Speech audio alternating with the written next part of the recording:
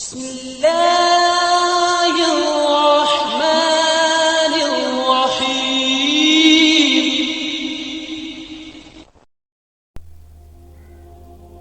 السلام علیکم ناظرین، ایک دفعہ کا ذکر ہے کہ حضرت موسیٰ علیہ السلام کو اللہ تعالیٰ نے حکم دیا کہ سمندر کی طرف جاؤ، وہاں 3 کشتیاں ڈوبنے والی ہیں۔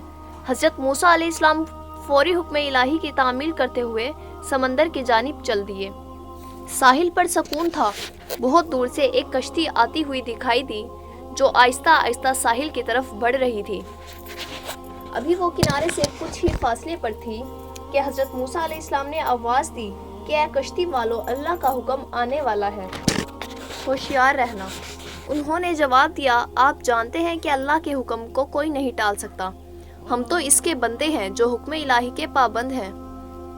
کشتی والے ابھی یہ بات کہہ ہی رہے تھے کہ اچانک ایک موج اٹھی اور کشتی ڈولنے لگی۔ سوار اپنے آپ کو بچانے کی کوشش کرنے لگے، اتنے میں ایک اور زبردست موج آئی اور کشتی کو اپنے ساتھ بہا کر سمندر کی تہ میں لے گئی۔ تھوڑی دیر میں ایک اور کشتی نظر آئی تو حضرت موسیٰ علیہ السلام نے انہیں بھی محتاط کیا اور کہا کہ ذرا محتاط رہنا۔ انہوں نے بھی پہلے والوں کی طرح جواب دیا کہ جو کچھ ہونا ہے ہو کر ہی رہے گا، اور کشتی کو کنارے کی طرف لاتے رہے، یہاں تک کہ ساحل کے قریب آتے آتے یہ کشتی بھی ڈوب گئی۔ حضرت موسیٰ علیہ السلام اللہ کی حکمت کے بارے میں سوچوں میں گم ہی تھے کہ انہیں ایک تیسری کشتی آتی ہوئی دکھائی دی۔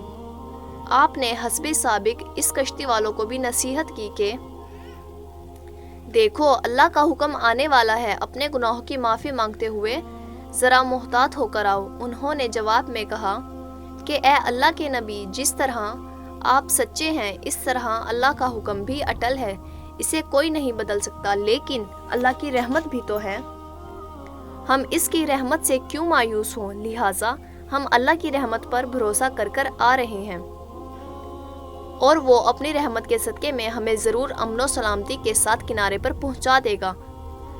کشتی والوں کا یہ جواب سن کر حضرت موسیٰ علیہ السلام خاموش ہو گئے۔ جب کشتی بحفاظت کنارے آ لگی تو اللہ کے پیغمبر سوچنے لگے کہ اللہ تعالیٰ نے 3 کشتیاں ڈوبنے کا فرمایا تھا، 2 تو ڈوب گئی لیکن تیسری سلامتی کے ساتھ کنارے آ لگی، یہ کیسے بچ گئی؟ ارشاد باری تعالیٰ ہوا کہ اے موسیٰ علیہ السلام، آپ نے سنا نہیں کہ تیسری کشتی والوں نے کیا کہا؟ انہوں نے میرے حکم کو تسلیم کیا تھا، میری رحمت کو آواز دی تھی اور اس پر پورا توکل اور بھروسہ بھی کیا تھا، تو اس لیے یہ کشتی میری رحمت کے طفیل بچ گئی۔ سبحان اللہ، کیونکہ جو بھی میری رحمت کا طلبگار ہوتا ہے میں اسے نا امید نہیں کرتا۔ حدیث میں آتا ہے کہ اللہ تعالیٰ نے جب مخلوقات کو پیدا فرمایا تو عرش پر لکھ دیا کہ میری رحمت میرے غضب پر غالب ہے۔